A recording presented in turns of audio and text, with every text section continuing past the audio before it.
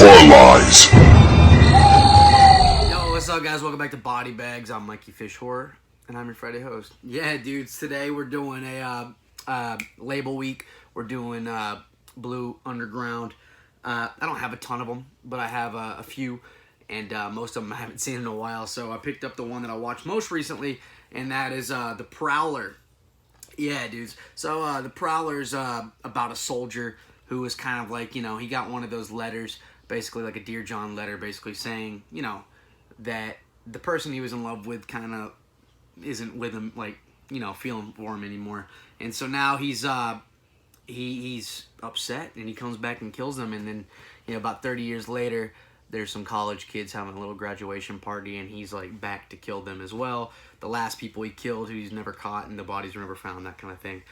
So now he's back, and he's going out and killing all these kids and whatnot. So it's like your typical slasher film, but it kind of is different as well, mainly because it's actually like really, really well done. The special effects in this movie are top notch. The kills in this are kind of like, they're brutal, but like in a different way brutal. Yeah, they're bloody and shit, but like they look painful. Like the things that happen in this movie are almost a little bit more sadistic than most movies, especially for back then. Like eyes rolling in the back of the head, really, really creepy. Like with the blood kind of pouring down on them, the water coming down on them, and just the shower scene is ridiculous. Yeah, it's just really, really well done, which you would understand why it's well done. Tom Savini did all this stuff, and I would say it's some of his best work, no doubt. But all in all, like, I really enjoy this film. I really like the killer himself. He's dressed in like all the army gear, like camo stuff. He has like this, I don't really know what it is. It's like a sack almost over his head. I'm sure it's some army thing, and then he wears like the army helmet and whatnot, which is really, really cool. I really enjoyed that look. But really, like, a lot of people say this movie's really slow. From what I remember, I don't remember it being all that slow. Like, I remember just being enthralled with it and really into it. So, it is what it is. People have their own opinions. I'm cool with that, if you want it. But, all in all, I think that the movie really shines in the blood department. Just the graphicness. And, like I said, even if it's not, like, the most fucked up shit in a sense of like, it's not like faces being ripped off, but it's just how it's displayed. It's kind of like artsy in a way, like just the way it looks and just the life coming out of people's eyes and whatnot. Really, really creepy. I thought they did a great job with that.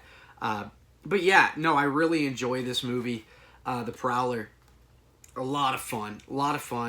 If you haven't seen it, definitely check it out. It's one of the better like 80s slasher films, in my opinion. I really enjoy it. It's not my favorite movie in the world. It's not in my top 10, but it's definitely something you want to own. And so definitely check it out if you can, if you have a chance to. Also, he uses like a pitchfork sometimes, so that's fucking badass. Everyone likes pitchfork deaths, right? Right, yeah. Of course you do. Who doesn't like a pitchfork death? Liars, that's who. Because everyone likes them. Yeah. But yeah, no, it's really cool. Definitely check it out, especially if you want like a really, really cool killer. Like that's all you can really ask for when you're watching a slasher film. Like the slasher himself and the kills. The slasher and the slashes, man. That's all you want in a slasher film. The story, not much to it, but it is what it is. I don't find it slow. It's definitely one to check out if you haven't already. If I had to rate this film, I'm coming in as, I'd say about, from what I remember, I'm giving it an 8 out of 10. Definitely check it out if you can, man. The Prowler. I don't know how much it goes for on Blue Underground, honestly.